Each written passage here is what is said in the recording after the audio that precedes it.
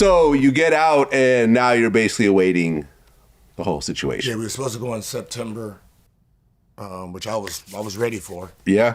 They pushed it back? Yeah. Okay. Now, after you get arrested, Kwame Brown starts celebrating. Now, this is something that you guys have been doing for a while now. I thought that was nasty.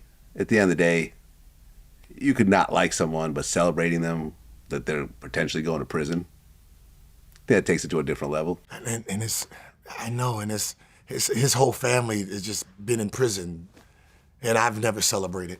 Yeah. 'Cause didn't you bring up, what, his brother or something, or? Yeah, brothers. Brothers? Yeah, it's a long line of them. Doing what? Jail time for even worse crimes, the ones you don't want to be in trouble for. Having to do with underage? Yeah. That type of thing. Yeah. Out there celebrating, brother. You should be the last one to celebrate. That is a glass house right there. Yeah.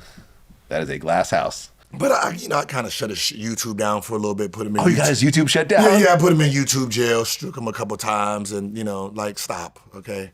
Then he apologized, and then we done moved on. Wait, he apologized? Of course, like always. He always begs when, like, he wants my attention, and then when I give it to him, he then gets mad, and then it's a fun cat and mouse game, right? It's like I love being the only reason you have views. Okay. That's how I look at it. Like that one video did more numbers. That was the biggest video he had done since last year when he bashed Bronny James. Okay. Now, look, when I look at situations like this, and I really realized this after watching the Vince McMahon documentary, that at the end of the day, it's all business, right? Vince was a master of people churning against him, suing him, winning, and then bringing him right back on WWE and turning it into a storyline and making more money and paying them and whatever. Life goes on. I've definitely squashed a bunch of beef with people over the years with that mentality. Me and Lord Jamar have been going at it for 5 years. Now he's a regular on my show again. Can you and Kwame see, squashing your past differences and actually bring him on Gil's Arena? There's no beef. Like, there's no beef. There is a public back and forth, though. No. See, when I say there's no beef, the beef has to already have existed. But the fact that it's manufactured, like you made it up.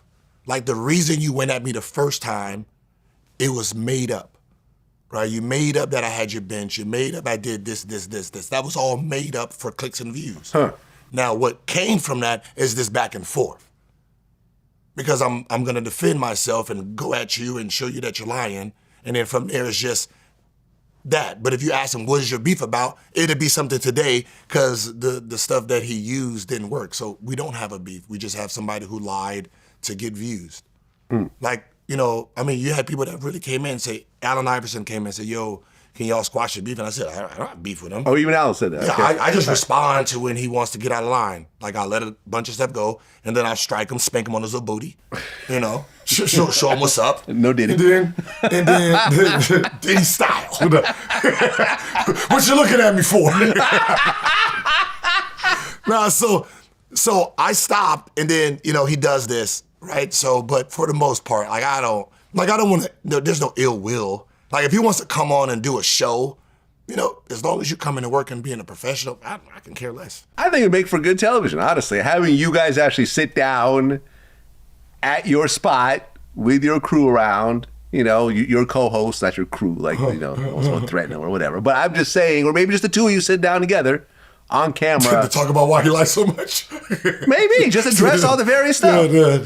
Look, another one, Gloria Velez. She was doing a show, on my channel at one point, and then she got mad at me and just started talking a bunch of shit about me on the internet and refused to take my phone calls.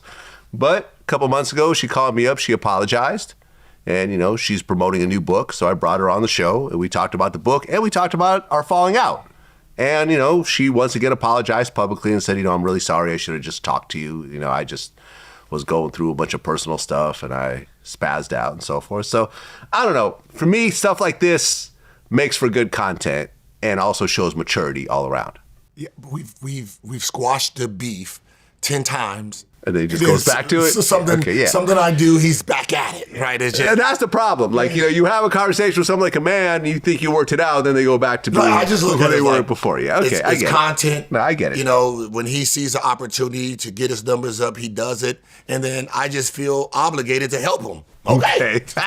Let's do this. Let's do this. Let's do it. Okay.